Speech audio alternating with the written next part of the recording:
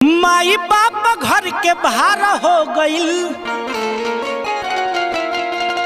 भाई से बढ़ के अपन सार हो गईल।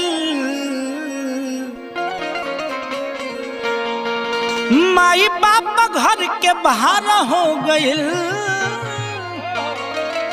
भाई से बढ़ के अपन सार हो गईल। कैसन कल जुग के पूत अरे जन्म में कपूत बैकुंठ ससुरार हो गई।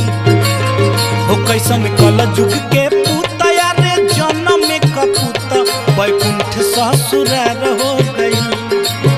हो माई बाप घर के बाहर हो गई, भाई से बढ़ के अपन सार हो गई। कैसन कल जुग के पूत अरे जन्म में कपूत बैकुंठ ससुरार